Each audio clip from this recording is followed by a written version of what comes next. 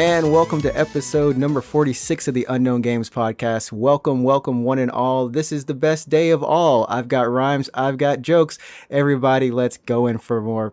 I ran out of things to rhyme about. Anyways, welcome to the show, everybody, where we talk about Japanese games in general, and of course, our lives here in Japan. And by our, I mean myself and the one who's eating on the podcast. You're breaking rules, Alex. Oh, what's up? I'm eating ice cream. But at the same time, I have to say, it was the first time in 46 episodes. There's been other words that it just wasn't, hey, I'm Alex. What's up? I'm Alex. It's finally, the curse has been broken, everybody. Mm-hmm. The curse has been broken. It took ice cream to do it. I'm happy. So I'm eating like this coffee. It's called Coffee Cookie Sundae. It's one of those Gente flavors right now, actually. Coffee Cookie Sundae? Like It's coffee and what's the cookie? Well, cookies. Wait, what kind of cookies? Is it like chocolate chip cookies? Oh, it's kind of like a wafer cookie? No, they're kind of like the soft, chewy kind of cookies. But it's a Gente flavor, and apparently it's really good. I've had 4 people who are like, "Oh, you gotta try this. You gotta try this. It's so good." So I've been looking for it for a long time. I couldn't find it. I couldn't find it at all. Like wherever I went, I couldn't find it. And then last night, my girlfriend comes home, and she's like, "I had a surprise for you." I was like, "What is it?" And wow, that could have went so many different places. My mind was like, "Wow, I have a surprise for you. I got like a nice little, some money. I got some haircut for you." Nah, it's like, I got ice cream for you. Real good, by the way. Oh my goodness, this reminds me of the time I did a podcast in college, and we ate ramen on the podcast.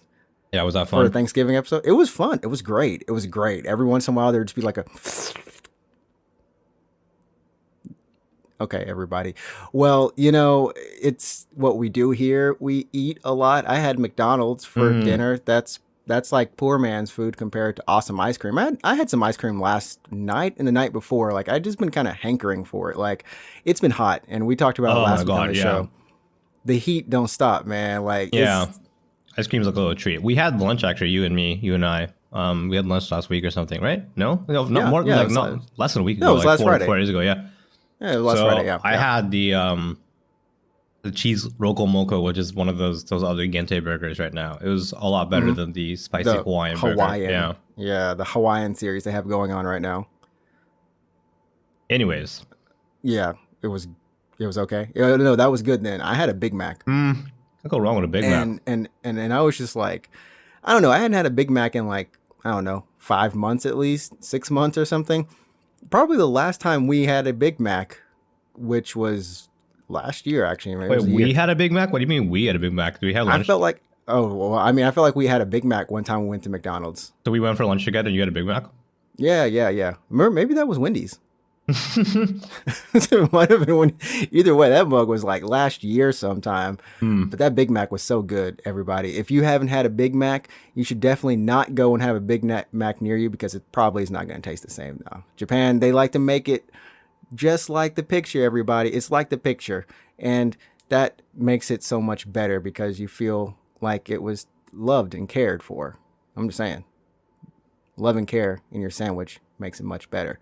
But what we don't really talk about much on this show is video games sometimes. We're sorry to disappoint you, but today we're talking about video games. Alex, what do we got for him? I don't know. Line it up. What's on the agenda, actually? Oh, yeah. He's like, I want to start this show while I'm eating my ice cream. Well, today we're going to be talking about Epic Games and how, Fortnite was taken off of the Android Play, like Google Play and Apple. So that's a big whammy. That's a little thing that's going down. Of course, Apex Season 6 is coming out. By the time you listen to this podcast, you will be playing with your girl, Rampart, and Sheila, just going ham, I hope. And, we got some small little announcements. Phil Spencer over here talking about he ain't trying to sell no Xboxes. Hey, come on, bro. You trying to sell some Xboxes. Anyways. And, some of those small announcements, other streamers coming back, and Ghost of Tsushima. That's on the list. Yeah, sounds good. There we go. So, as always, you can follow us on Twitter. Leave a comment. We're gonna get to a comment actually at the end of the show. It's specifically for you, Alex. It's for you. This is what you've been waiting for. Oh, okay. Yeah, yeah. It's not ice cream either. Is it like a voice message or just like a written comment or something? It's a written comment. It's Okay. a written comment. It's, Cool. Hey, we're moving on up here. Those listeners, thanks everybody for listening. As always, we love you. So let's hop on into it. So you brought up this story to me last week about Epic and the being taken off of the Google Play Store and also the Apple iTunes Store. Sure. So can Yep. you explain like what? Yeah, lead us into it, man. What's up with this? Well, I mean, like, I actually haven't dug into like really the nitty gritty of it, but basically what happened was like Fortnite, the app, was suddenly pulled off the iTunes store, the App Store, right? Mm-hmm. And then shortly after, Google actually followed suit. So the two major mobile phone platforms had delisted them from their major stores. And what it seems like this had started when Epic had. It seems like they were going to circumvent the 30% cut that Apple and Google get on in-app purchases. So, Fortnite sells their in-app currency called V-Bucks. Mm-hmm. And you can buy them either directly through Epic or using the in-app purchase function of all apps on those sites. Right. And right. what Epic had done was it's if you had decided to go directly through Epic, just like a credit card transaction through their servers, you would get a discount on your V-Bucks. So really making it enticing for the average player, or any human really, to not use the in-app purchase function. I was looking at a story about it, and it's saying that what you were exactly talking about. It's just called Epic Direct Payment. Alongside of that, and yeah, it's a way for them to essentially circumvent having that 30% cut come out. And right. What was interesting is that they had just gotten on Google Play like a month or two ago. Like it took a while for them to. Was it a month ago? Google. I feel like it was more than that. But was it a more? It feels recent still. Like recent-ish. Right? I mean, Fortnite's been around for a while, but yeah. Yeah. But so that was a whole thing. But what I was looking at from like another story was it's kind of interesting, the dichotomy. I've never used that word before, but it feels so good. It's like a word of the day, yeah. When you're dictionary.com, yeah. Dichotomy. Well, I mean, like straight up, we have mobile platforms and then we also have console gaming, right? And consoles also take that 30% off, right, on your DLC. I mean, it's nothing different, but you didn't see Epic doing this against any console games. Like against their DLC or whatever they're selling on Fortnite, like that's straight up still the same.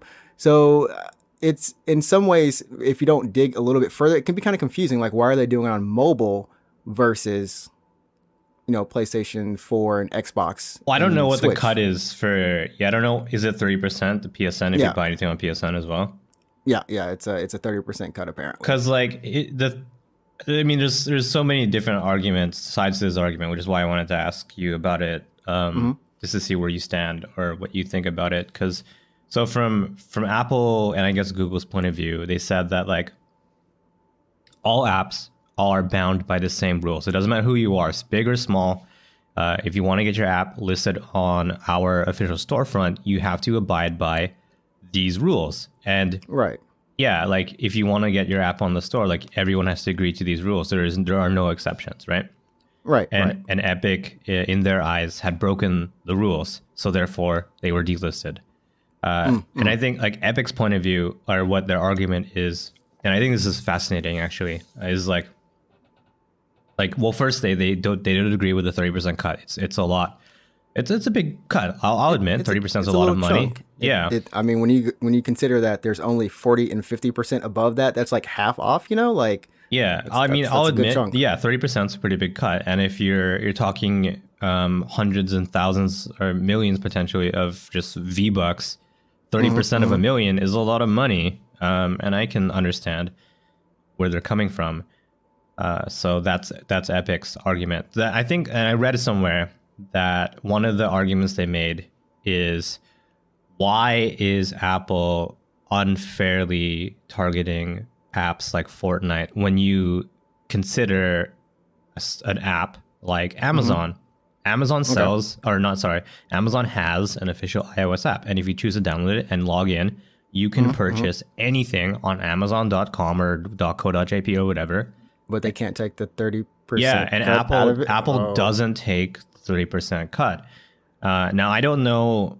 Like, I feel like the reason why the 30% cut is in effect is because that affects specifically in-app purchases, which is like a function of the app. I think it's when you develop an application, there's like the set of tools. Right. All in-app purchases are subject to 30%.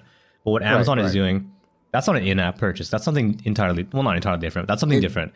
Is where you're just you're directly paying Amazon. So Epic is like, their point of view is like, we are no different. You're just directly buying a service or a thing from us. And so it would it would almost be like if Epic had the Epic Game Store launcher on, as the app, right? Instead of Fortnite, the app, right? Yeah, but here's the thing: is like other companies are bound by those rules. So if you know, there's a Steam like app. Right, but right. I don't. Can you buy anything off the app directly? I'm not sure, actually. I've never done it. I've never done it. It's been a long time since I've had Steam installed on my phone. I have it installed on my phone, but okay, maybe no, you can't. You can or you can't. You can. I want to say you can because I feel like I've bought something on it, but it's not like you're buying it. Like it'll open up a browser. If I remember last time, so it's not in app purchase then. Yeah, it's not in app. It's through a browser that you exited the app from. Exit it from the app. There we go. Sure. And maybe that's how they're getting around it. And like, if you look at the Kindle store, actually, the Kindle app on iOS, you can not buy Kindle books on iOS on the app. You have to go to Kindle, like to Amazon, basically, to buy your Kindle books, because I think Amazon like doesn't want Apple to take the cut, and like also Apple doesn't want a competing storefront on their app store. And I can't blame them. Like honestly, if you really look down on it, like at one point it's like what 30% for Google, right? And then it's 30% for Amazon, right? They're gonna take their cut for Apple. You mean for Apple or however many apps. At one point, I feel like it starts stacking, right? Like it stacks a little bit, which means the end for users is that either we're charged more. Sure, because they have to increase the price, right? Yeah. Either we're charged more, or, and this is where it hurts even more, the people who are writing content, making content, whoever, whatever they're selling, the people who are actually doing this, they're getting even less because the margins are just so tight. You know what I mean? Right. Sure. So for me, like, and I looked on exactly what the lawsuit that they're actually filing, that Epic is filing. It's like anti-competitive restraints and monolithic. Man, even after dichotomy, like anti-monopoly, basically, right? Yeah. It's monopolistic practices, which hasn't just been, and I gotta say it's not something that's new. It's something that's been going on for the past couple of years, especially in the U.S. with the platforms we're talking about. There's so many big businesses that own pretty much a lot of these chains, and it's so hard to get for the little guys to get in. And what's cool about Epic, and I think that they're really trying to kind of open these platforms up as much as possible, at least maybe mobile, but especially on their own platform. And I wish I had looked up the number for this, but if you're an indie developer, at one point they were taking a small cut out for not Unreal Engine, but of the sales, right? But now it's, if you don't make, I think it's over $1 million. If you're not making X amount, they're not taking anything from you. Okay.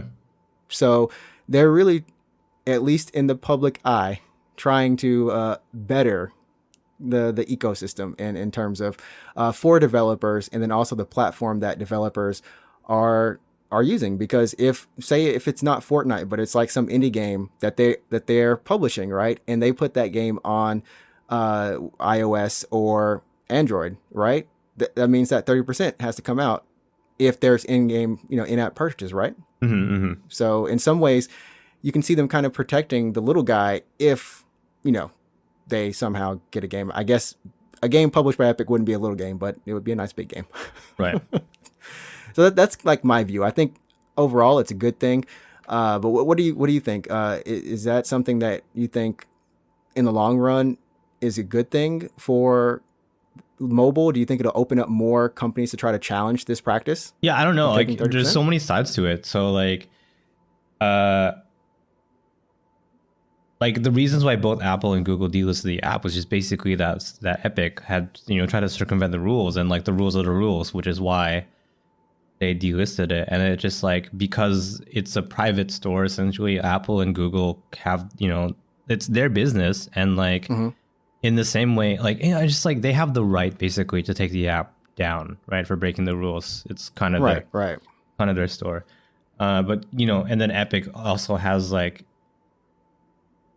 I guess for their position is that like, it's pretty unfair, and they're making it very hard to I guess to make money. And I mean, it's hard for this multi-million-dollar franchise to make more More millions. Yeah. millions. So I Yeah, don't know. I mean, I just feel like, sure. I mean, there's good points to both sides, but there's also like both sides are in it for for the sure. money. Both Yeah, they're both in it for the money. They're both businesses, and at the end of the day, it's business. yeah. Well, so where do you stand? Do you think you stand close to Epic, or are you just like, the rules are the rules and Epic broke them? So I mean, so here's the thing: rules are rules, and PUBG. I don't know if PUBG has in-app purchases, right? PUBG, if they do have in-app purchases, they've been playing by the rules, right? So, and that's a pretty big game series as well on both platforms, and any of the other apps that have been playing by the rules. Now, it's kind of, it's only fair to them that people who are following the rules, that they are fairly not rewarded, but it's respected, right? They have to enforce those rules. But when I think about it, it's kind of like Apex, right? Apex Okay, I don't. Mobile Sure. is Okay. where I'm going with this. Okay. Apex Mobile, right? Apex Mobile, whenever and if it comes out, we know it should be coming out someday. But we have to assume that EA would be, in theory, in the same situation as Epic, right? Right. So EA in theory is like looking at this like, okay, we kind of hope y'all break this for us. Like, let us in on this. Because when I'm looking at these games, battle royales, and it's all about skin purchases, right? Or gun purchases, skins, whatever. They cost a lot, right?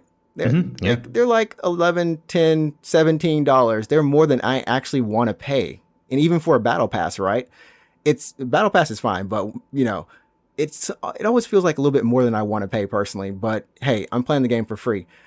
But knowing that those prices at the end of the day, if they were to go higher on mobile for stuff for some reason like that, or if me thinking about it just is like, man, it kind of sucks. Like they're not getting as much as they're getting on like the console. They're getting ripped off, right? Me thinking of that because I don't play Fortnite, so I can't relate to it as much. But for like Apex, it's like if I buy a skin here on mobile, even if I'm playing a lot of time on it, it kind of sucks. They're not getting that full price. Is if I would just buy it on actually the Epic. Darn it, I cornered myself, everybody. I cornered myself. Sure. Yeah, I did. But anyways, where do I stand on it? Let it be free. Let it be free. But unfortunately, you got to follow the rules, guys. You got to follow the rules. Yeah, I don't know. I mean, I just like, I'm not a really big fan of Epic, I guess. I really don't. They kind of play both sides. I mean, any big company, they're playing both sides. They do good PR, and they do like, hey guys, I know Epic, like we're shady. recently, last year, the year before, I can't remember. Like Epic kind of garnered a bit of hate from the PC gaming community for them basically starting a new storefront and making a ton of games exclusive to Epic Game Store. I don't know if I guess I don't know if you had a PC at the time. Maybe you weren't really paying attention, but I didn't. But it like Control is one of them. I know for sure. Yeah, Control was one of them, and I was just like a bunch of PC games ended up being Epic Game Store exclusive, and it kind of in certain communities, I guess, kind of garnered a bit of hate from the PC gaming community because it seemed like they were kind of I don't know, I guess making it, I don't know, in a way competitive. Like they were, stealing games and making them exclusive. So Control's one, a Metro Exodus was a bit of a controversy in its own right. Okay. Borderlands 3, Tetris Effect. Mm-hmm. So Oh yeah, that's right. Tetris Effect. That's true. what happened with Metro was really, really bad because what happened was they were doing pre-sales on Steam, so you could pre-order on Steam. You could Oh no, and then they got continue. Yeah, so they were selling the game on Steam like pre-sales, and then before the game had even launched, it got removed from the from the Steam store, and it became an Epic Games exclusive. So people who purchased the game on Steam, those were still honored. They still got Steam copies. Okay. But okay. basically it was weird because like they were selling, a game on Steam and it never came out on Steam basically officially.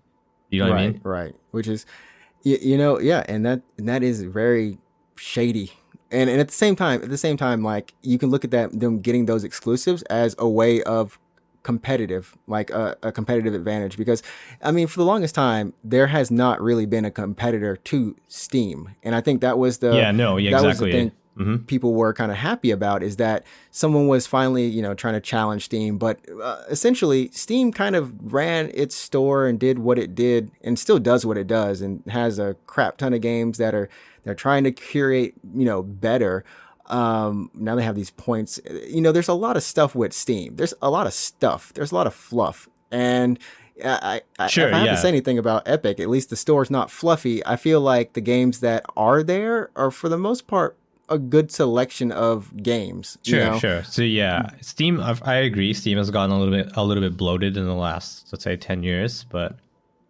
I think people were upset that Epic was stealing exclusives, and they chose to compete that way instead of, say, fleshing out a really good client, having a really compelling reason to be on Epic Games Store, whether it be like some kind of feature, I don't know, like voice chat, servers, some kind of some kind of thing like that. Yeah, because in terms of overall features, the Epic Store is definitely the lacking of the two. I mean, it's solid UI, solid everything interface wise, and how it operates is solid. But there really isn't anything that makes you go, "Hey, this is kind of fun. This is why I want to be on this store." You know what I mean? There's no appeal point, like you were saying, and maybe that's something that they should try to work into it. I mean, for the first part, let's be real. It's like, hey, please come get Fortnite from here. I think I don't know. I apparently like last year or something, there wasn't a way to add multiple games to your cart, to the Epic Game Store. And I was on Reddit, and so maybe this is true, probably true, but so there are people, because they had a really big sale last summer, but there wasn't a way to add multiple games to your cart. So you would have to just like buy a game and make a transaction, buy another game, taxed, make a transaction, buy another game in a separate transaction. So people were buying multiple games like in 4, 5, 6, 7 transactions, right? During the summer sale. And a bunch of people got flagged as fraud because they were making multiple transactions repeatedly, and then they got their account banned. So Epic banned their account, and then they tried to appeal it and be like, "Hey, I'm not fraud. I'm just trying to buy games from you," and they lost their account. You know what I mean? It was really messy. That's pretty whack. I will say, at least now you can buy more than one game at a time. So I'm glad they fixed that. They're probably like, man, we should have had that day one. That's day one stuff that you just don't know how people miss, but they miss it. Or they continue to ignore it, thinking that, hey, it'll be fine until we can get around to it. And then and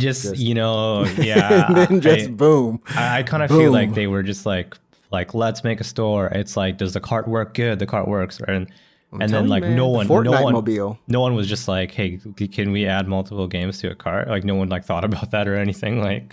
It's the Fortnite mobile, man. That's what they did it. They did it for the get it in on that PC. You gotta, I mean, just like pretty much any of these services now, like Ubisoft's, what are you doing? You're just downloading Assassin's Creed, whatever VR they got now. Honestly, that's what they're all for. I'm sorry. Can we just have one? Can we just have a one console future? I'm just lying. Okay. Well, Apex. Sure. Season 6 All right. is happening. By the time you listen to this podcast, everybody, you're going to be in heaven. I mean, not dead.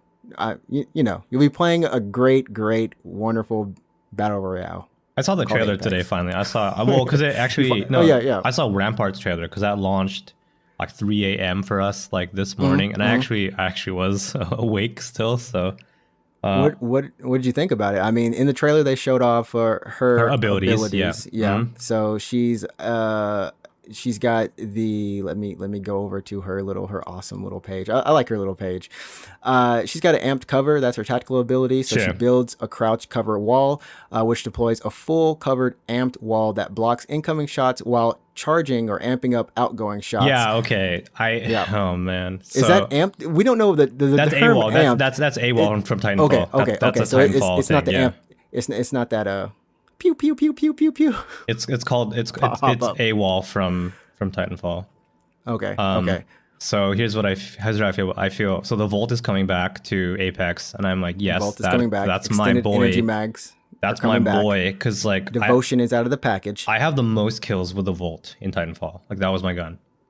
And then it got nerfed, so then I kind of switched the alternator. But anyways, Volt, yes.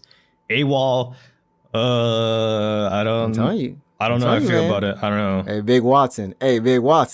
Watson. Can you put up some fences too? Because like, yeah, here's the thing. I'm a little concerned about the meta because like when they added Watson to the game, it shifted the meta. Like I think people started to make strongholds. You could see that a lot in competitive play. In competitive, you could see just houses just filled with fences. Yeah, you really saw that in competitive. So it really shifted the meta. And then now they're going to add a character that has deployable cover and also like increases damage from that cover. You're gonna have like I'm not very comfortable with where it's going. So that's her first ability. The second ability is modded loader, which is her passive. Oh, that's kind of cool. That's kind of cool. Yeah, it's pretty cool. I actually kind of like it. It's increased magazine capacity and faster reloads when using light machine guns and the minigun, aka Sheila, which is her ultimate weapon or emplaced minigun is what it's called. Her ultimate ability. Place a mounted machine gun that anyone can use. High ammo capacity, long reload time, which it looks like it's about to go just slam people in that trailer. That trailer, she was clipping everybody. It was like she just clipped Pathfinder and he just fell down. Like, you shooting everybody in the leg, girl, and they all fall. How powerful is this thing? It's just trailer. It's a trailer. It's a trailer. But it looks pretty cool. I think she can put maybe 3 of these bombardments up, or these her covers up. It looks like anytime we see it, there's 3. There's almost I don't at like least 3. Again, like so the idea of using portable cover, AWOL specifically, is cool, I guess. I've never used it in Titanfall. It looks like this incarnation of it is better than in Titanfall because it's actually like a lot of cover. So even if you're like when you duck, you're covered. If you're crouched, you're covered. So this looks like very, very powerful, and like I don't know. I just don't know how I feel about it. Like I really think it's going to shift the meta. Like I don't know. Well, what the developers were saying is they're saying that grenades are her worst enemy, and this is where it gets kind of dumb because at the very end of their own Reddit post, they're like, yeah, grenades are her worst enemy. It's definitely like what you want to use against her. And then it's just like, but her plus Watson. And I mean, it's anyone who plays Apex is already thinking this, like Watson ult plus this. It's even in the trailer. You ain't throwing no grenades in there. We have Watson's out. The only thing that literally is her counter that I can think of is Crypto. Oh, with the EMP. With the EMP. Crypto's EMP is the only thing that... Is it confirmed that the EMP will destroy the walls? It's confirmed that, it does damage the walls. I don't know if it takes them down, per se. Like, but that's not even fair, because like that's Crypto's ultimate, and then this is her tactical. Yeah. They're gonna have to change it up a little bit, because like there's no one who can really just output that much damage. I mean, I guess the thing is shoot the bottom bury, like just blow it up, go around. I don't know. You know, we're not getting a new map this season. We're getting a modified version of World's Edge, Right. which, you know, is a good thing in some ways. We really need a new map. It's been 3 seasons, and it's going to still be the rotation. Now, this is going to be one of those moments where, you know, World's Edge is going to have some changes. I didn't look too much into them, but if it's anything like King's Canyon, we're not going to get anything that's going to be mind dropping. You know, it's still going to be playing World's Edge. So that's one thing. But yeah, she's going to be there. Like you said, the Vault is in play. I want to know how it plays sure. though. Here's the thing, because like the day one, like when I dropped into Apex, I was like, here we go, baby, the alternator. This is the gun. I'm gonna be good at this game. And then the alternator became. I was like, wait a minute, this gun kind of sucks. You needed the hop up. Yeah, the disruptor rounds. So I'm like, I seriously, I love the Volt so much in Titanfall. It's so accurate, like comically accurate. But I just don't know how it's gonna handle in this game. Yeah, that's what we're gonna have to look forward to seeing and playing in the next couple of days, really, or next day, really. It's going to be out. Of course, new battle pass. I got to say the G7 at the end, Bloodhound's just looking hype in that skin too, man. It looks pretty hype. I'm not gonna lie. I will play. That's the reason I did not play a lot of season 5 was I just was not feeling the battle pass. I wasn't feeling anything in it, so I'm just like, you know what, I'm out, guys. I'm okay leaving this season, and I found myself doing like playing other games and just being okay in general, without my daily dose of Apex every day, every night. But yeah, some new sites have been added to the map. I'm just looking over the patch notes now, or just some things. But the one thing that we did forget to talk about was the crafting that's going to be in the game now. Oh yeah. Yeah, that's pretty much the reaction. It's, if you've ever been around any of the ultimate charge stations, I don't know if they're going to be similar to that, if they're going to drop on the map, but I believe it's pretty much going to be, they're going to be around the map. You're going to be able to find currency and then go to those stations. And inside of the station, whenever you're looking at it, there's going to be different power-ups you can get, or not power-ups, but different modifications, whether that's a shotgun choke or if it's a hop-up that's there, different ammo magazine sizes. There's just a array of choices you can kind of choose from. But it doesn't really, like, without playing it, I don't know exactly 100%, how much different it is than just picking up a hop up or using Loba's ability. You know what I mean? Yeah. So wait, you can craft a devotion, if I'm not mistaken. I saw it in the trailer. Yeah. You can craft it, which is kind of weird because, like, does that just mean it's just like a craft gun? It's just a gun, or does it mean that it has something special about it? It's out of gold rotation. The PC is still gold though, yeah. I don't know.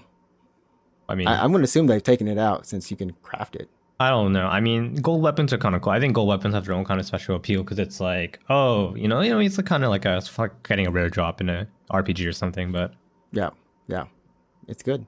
So hopefully we'll see. We'll definitely give you the impressions because we'll be playing it. We're huge Apex fans here, loving that game.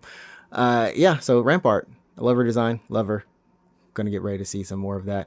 And I'm sorry, but Phil Spencer, I don't know. This is like caught me, and I was like, this is one of those stories that people would just use to be like, hey, click on my site. The headline is just literally, Phil Spencer says Microsoft's approach isn't about selling more consoles than Sony or Nintendo. What do you feel when you first hear that? Well, I think it's basically just really, really good PR speak. I mean, they've kind of admitted that they have, in a sense, lost, let's say, quote unquote, the console war, or at least for this generation. And they're not focused on hardware sales anymore because I guess they're trying to win in a different way. So you can see this now when Microsoft is basically saying all our biggest games, Gears of War, Halo, whatever, you can get them on Xbox. Microsoft Flight Simulator. Yeah, exactly. You can get it on Xbox, whether that be the last gen, the One, or the new Series X. Or you can get it on PC if you have a PC. So they're trying to like win not with console sales, not with hardware. They're trying to win with just like a service and a brand. You know what I mean? And to foster a kind of sense of loyalty, I guess, which is great. I mean, I don't own an Xbox. Me neither. But I do own a PC. So I'll admit I bought Halo.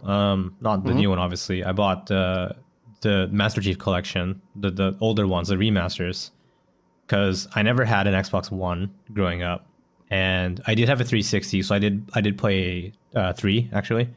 Okay. But I never played 1 or 2. I didn't play Reach because I had moved to Japan actually when it came out, so I never like bought it. Oh, really? Wow. Yeah. Wait, I think I was still in America with Reach. You were doing like study abroad, right? Yeah, exactly. So okay. I was in Japan when Reach came out, so I bought Reach actually because I could. I own a PC and Reach came out on Steam. That's pretty cool. Yeah. I played Gears of War on PC. Was it 4, 5? 4? I believe it's 4 is on PC. What was the last one? The newest one is 5, right? Yeah. So I played 4 on PC. I didn't get 5, but I played Gears of War on PC.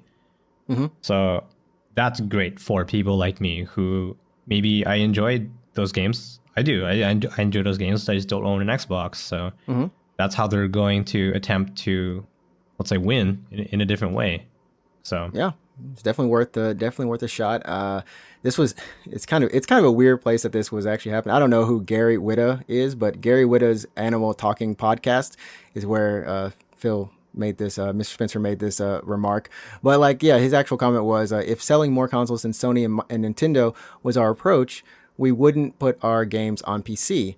And we wouldn't put our games on Xbox One. We wouldn't do xCloud and allow people to play their games on phones. How many consoles do I sell versus how many consoles does another company sell? He added, Sony or Nintendo or other companies back in the day. That's not our approach now. And so, like, you got to respect them for doing what they do. But I'm gonna just tell you right now, bro, you ain't making a console not to sell it, bro. Yeah, right. You still a business. They do want to they want to. I'm sure they want to make like money in some way. All the Xbox purists are like, why did he say that? So yeah, I don't know. I'll be straight up with you. Like it's a lot of money to own all these things. I would have an Xbox if like there were games for it. I guess in Japan, it's just tough when we live in Japan, right? So yeah, in Japan, like literally, the Xbox has no love, no. I mean, it's next to the, like, when I go to my local electronics store, it's next to the used DVD section. Yeah, so I went to a used... Not even Blu-ray section. Used DVDs. I went to a used game store, actually, by my apartment. And, they have, a lot of games. So going back to PS3, PSP even, a few PS2 games. So I was like, what, where are the Xbox games? And I like look, they're in like this tiny corner. They had like 4 games. They had like 4 Xbox games, like 4.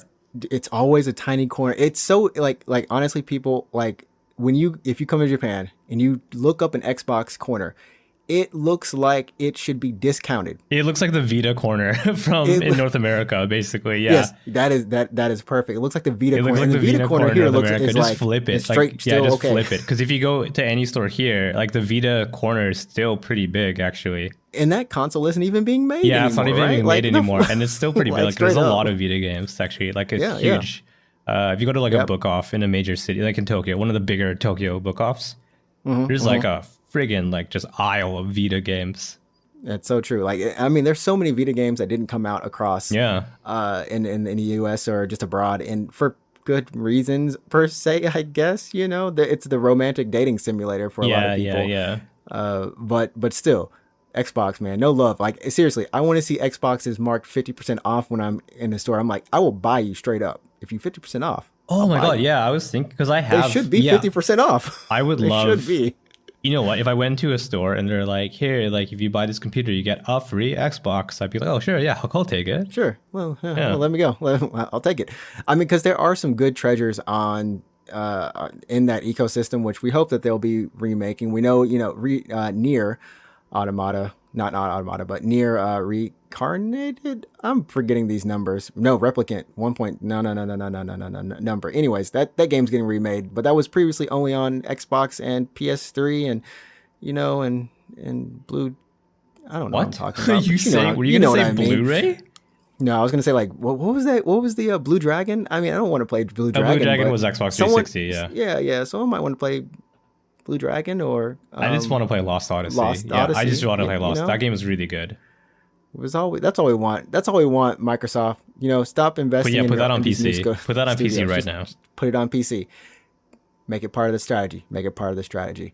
And moving on forward, of course, with remakes and things that we want to see. One of the things that we kind of wondered about the Shin Megami Tensei 3 Nocturne HD remaster Oh was yeah, you get to play with Dante. the big D, Big Dante. The meme is back. It's The meme back. is back for a new Let's generation. go. I hope for the North American release of SMT3 remaster, I hope they have that same stupid badge on the cover. You know what I'm talking about, right? I wish I did. I'm part of the new generation. That's the Explain. meme. So like What is it? What's SMT3 the- Nocturne in for North America is actually called I believe it's called the Maniacs version. Here it's called Maniac Spark. Is the DLC the name of the DLC? Right. So yeah. on the PS2 there was SMT3, and then there was another re-release called SMT3 Maniacs, and that includes Dante as like at the time, not DLC at the time, but just bonus content, right? Right. And then It's in it the was game. the Maniacs version that got translated for North America. And then when the game came out in North America, it had this stupid badge in the corner of the box art that says like features Dante from the Devil May Cry series. Oh my goodness. And that I became feel a like meme. That became a meme. So like you could find like just people like cutting that badge out and just like putting it on random stuff. the badge itself was the meme. 'Cause, Yeah. You know, back then, I mean, that was back when DMC 1 was hot. Like, I don't think DMC 2 had came out. If I remember, because I was looking at this in the magazine. I still have, you know, my official PlayStation magazine, because that's where I saw this game. I was like, oh man, Dante's in it.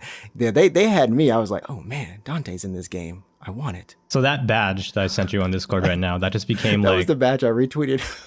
yeah, that just became like a meme. Like people would just like post it on random stuff. I mean, if you pay Dante enough, he'll be in anything. So I hope that they use the same badge. I mean, in it was the tweeted from Atlas's account. yeah so- from the official Alice, at least from the Yeah. official American Alice Yeah. account. Yeah, the Japanese They Alice know. one was way more like stoic. Yeah. Way more professional. yeah. Didn't embrace the fans in the meme. Embrace. So I hope they. Here's an example of a meme. It's someone taking that badge and just putting it on something else. Oh, yeah, that definitely does fit in the HD class, the remasters of Devil May Cry. That HD that collection that they did. It's such a sad thing that 2 was in there. Sorry, I've played them all, and yeah, Devil May Cry 2. Everybody, Devil May Cry 4.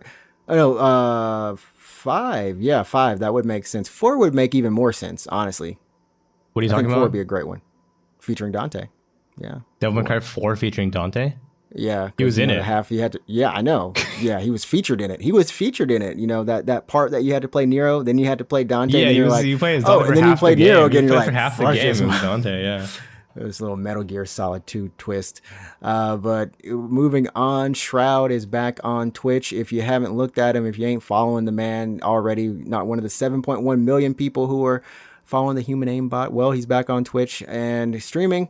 Of course, he's got his subscription option open, so if you want to check him out. Now the two are back, the Ninja Shroud combo, and they're not really a combo, but you know, they're back on Twitch, which is good for Twitch. If you're a streamer, if you're on Twitch, like myself, that just means more people are coming to the platform. Yay, Facebook, what are you doing? Get somebody. Make it big. I want less competition. Yeah, let's stream Or on I should Facebook. just be better. Yeah, that or opposite. You can just stream on Facebook, everybody. I'm kidding. I would never stream on Facebook. You can do YouTube. I would never stream on Facebook. YouTube is always an option, my friend. So that's happening. And then Ghost of Tsushima is the highest selling first party PS4 title in Japan, which is nice for a game that's featuring Japan. Sure, yeah. It's also pretty cool that it's a Western studio. That too. And that it's also a good game. Sure, yeah, I guess. It's like that goes hand in hand, I hope. But it was one of the best selling games of July. And per Famitsu, this is, of course, like I said, the highest selling with reaching over, sold X amount, 330,000 in Japan in the first 3 weeks. So apparently the last game to hold this record for PlayStation was Spider-Man from Insomniac. Tag team. Look at that. Anyways. Yeah. So, anyways, here's your question, man. Here's your question. So, Ill at Ease, I caught him on Twitter, posted this tweet. I want Chrono Trigger remade, but not with turn-based combat.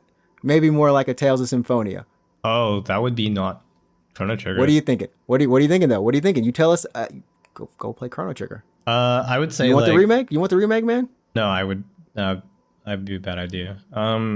It'd be fine as a side game for sure. But With like a mobile game. no, just like a side story maybe, because kind of Oh, a like side just story? featuring other characters from the Chrono series. There's a lot of characters in Chrono. Okay. Well, But yeah. I just if it's gonna be a main game, I think it should be turn based. Just like keep it turn based. I mean, like, we did. I think we kind of almost talked about this with the Final Fantasy VII remake, of like how we kind of wanted some other games remade as well. I can't remember if we talked about. Well, I think Chrono Trigger FF7 being in one of remake. those. Yeah. I think FF7 remake is a really good thing to bring up because that's obviously not turn based, but I think they did really well. Right. But I think it's such like a different game that I don't mind it. But if I'm thinking like when you say like Chrono Trigger like remake or something, I actually imagine it to be more or less what it still looks like. I actually just Octopath Traveler, right? Right. Yeah, Right. I was kind of just imagining that, and I that was would be like, nice. that should be just It's a turn nice based. little Yeah. update. I just That's a don't. really good- I don't nice know little how I update. feel like about Chrono Trigger, like a full 3D, Like a full remake. 3D. Yeah, like a 'Cause, reimagining like, they were- rather. Because they were never really in 3D. No, because that's the mean- thing exactly. Because like FF7 at least was like you could argue it's 3D kind of. I mean, it's pretty flat 3D, but at least it was 3D, right? Yeah. So that goes from 3D to 3D. But if you take something like Chrono Trigger, which was originally like sprite based, and like if you make it 3D, that's just like That's like a new game. yeah. That's like straight up new. That's some weird. I can see where you're coming from with that. I can see where you're coming from. So I would just say like if you're gonna do a new Chrono Trigger or a remake or whatever, do it like Octopath, and keep it turn-based combat, and I think that'd be kind of cool. Okay. Well, that sounds good. Maybe something like one of the Link to the Past or one of the Nintendo games. They do Oh, those well, like too. yeah, I was gonna ask if you played it, but you haven't. 'Cause you don't. No, own a I don't own a Switch. Yeah, Switch. like Link's Awakening, right? Yeah. That was really, I think that was a very interesting remake. It because it, in terms of like the maps, it was 1-to-1. 1-to-1, right? It was 1-to-1, but it just like looks like I love the visuals, like the low depth of field, like it looks like a diorama. You know what I mean? Yeah, I was really into that, but yeah, so I don't know. Like I wouldn't want them to take like Link's Awakening and be like, oh, Breath of the Wild, baby, like this is what it. You know what I mean? It's just so. If they did every Zelda game as Breath of the Wild, they just all look the same. You couldn't tell which one was actually Breath of the Wild. Yeah. You wouldn't be able to tell which is which. But yeah, that's it's I think it's kind of cool. We were able to at least have some of these nice little fun remakes what we want, and who knows, maybe we'll get it. Maybe we'll get Square will surprise us with something good. I Maybe honestly like I they'll don't do it. Maybe they'll do it. They I want don't more know, money, dude. Yeah, They saw that Final Fantasy. They saw Sephiroth bringing the bucks. I'll be dead before Chrono Trigger comes out again. No, because I mean, like realistically, if you were Square, you'd be like, do we do Chrono Trigger or do we roll in millions with FF7 Part 2? Oh, they can do. Okay, so let's say they finish part 2 and part 3, right? Yeah. What do they remake then? Because they're going to remake something else. Something else has to get remade. Well, What are they going to do? Like Vagrant Story or something? Like what are they doing? in their like in their library? You mean Yeah, in their library. like They still any have a Square bunch of. Enix game? Yeah. I don't know. Like, are we like? Shit, but- do they go tactics? Do they go? Oh, they could do tactics again. So like, but not Final Fantasy. Like any Square Enix game. Any Square Enix game. I don't say know the what bouncer. needs love. I don't know. Don't say the bouncer. Oh my. Don't say the bouncer. I would, Yeah. if like for TGS this year, they're like, here's the game you've been waiting for from character designer Tetsuya Nomura. Everyone's going crazy. They think it's like FF7 or Kingdom Hearts.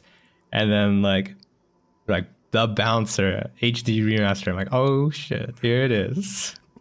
It's like for the 5 people in the room right now who are Everyone's actually quiet. excited. Everyone's quiet. There's like 80% are just like, what is the bouncer? What's the bouncer? 10% are just like, what are we why doing though? here? But why though? Oh man, well, that'll be something we'll try to answer throughout the next podcast or something. But thanks for joining us, everybody. We hope you enjoyed this episode. Like I said, episode number 46, going on 47.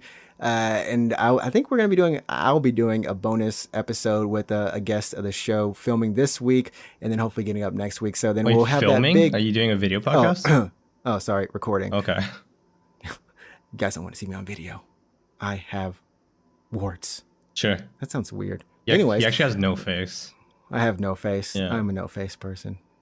No heart, no face. They call me Heartless from Kingdom. Okay. Yeah. Anyways, we're gonna get on that.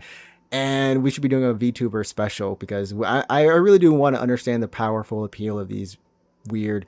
Today, like so straight up, I saw a friend of the show, G, always about that VTuber grind, right? He posts this thing where apparently some VTuber did some crazy thing. I guess she had a boyfriend. She leaked something on accident. I don't know.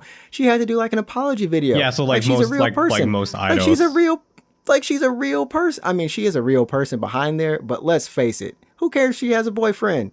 Well, that's a different argument entirely because now you're crossing into just like Japanese idol, culture. Because this isn't limited but it's just to like just an VTubers, anime right? character. It's like if the anime character's voice actress has a boyfriend. Do you really care? I think people do care actually. Oh, that's what you're gonna get into on that episode. That episode, maybe I think it's gonna be like maybe 48 or 50, something. I'm like not that. saying Anyways, I care. I'm just saying like that's a fandom thing. Like I'm gonna just leave it. Yeah. I don't get it. It's sadness. Do you have anything close out? Anything you want to say? No. I guess the ice cream is pretty good. You guys should get it if you're in Japan right now. If you're in Japan, go grab. What's it called again? The coffee cookie sundae The coffee cookie from sundae. Haagen-Dazs. That just sounds like someone put words together and made an ice cream flavor. Yeah, it's pretty good. Coffee cookie sundae. Yeah, go have yourself one of those. And as always, like I said, you can follow us on Twitter and Instagram at UGP_cast.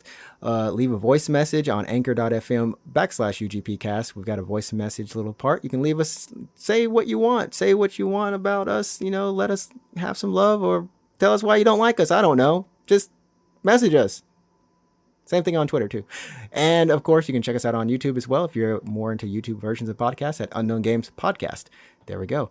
And we'll catch you next week. Remember, you set the tone. Go play some great games. Enjoy your life. Try not to get sick, people. Just keep your mask on. And go roll in the dirt. It feels great sometimes. What? I'm just saying. Sometimes you gotta get dirty to get clean. What are you talking about? Peace. Yeah. Bye.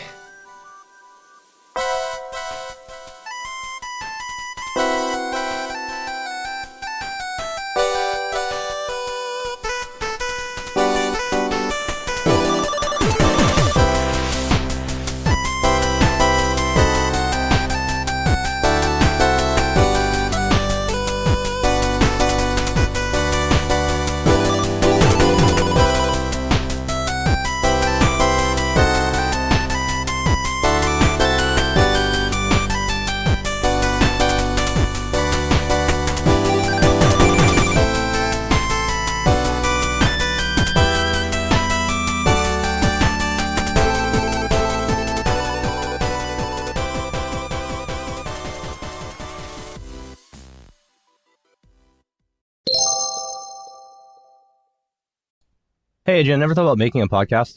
All the time, except for we are already making a podcast. No, but I mean like a different one. Maybe a better one. Sure. Yeah. So I was on the internet. I was trying to figure out like what's the best host for a podcast or, pretty much how can I make a podcast? And I think I settled on Anchor. We're already using Anchor, buddy. Wait, are you serious? Are we actually? I'm actually serious because it's free. And of course, we're on like Spotify, Apple Podcasts, and like Google Podcasts, and so many other places. Wait, how did we do that though? Anchor did that for us. Oh, just like automatically, right? Anchor will just distribute your podcast for like free? Exactly. Wait, I thought you did the research. Yeah, well, I kind of did, but I do know that Anchor will help you make money from a podcast. Cash money. Cash money grabs. Exactly. That's how we're making money right now, I think. Absolutely. Like right at this very moment. At this very moment with this sponsorship. Well, also Anchor has some pretty cool creation tools that let you record and also edit your podcast right from your phone or your computer? Because I know you got one of those, probably. I do have a computer, but I don't have a phone. Well, whatever. You can still make a podcast, because in 2020, there's no reason why anyone shouldn't have a podcast. Everyone deserves a voice. That's my opinion. Yeah. Well, Anchor is just everything you need to make a podcast, but just all in one place. You can download the free Anchor app or go to anchor.fm to get started. Enjoy the show, everyone. Thanks for listening.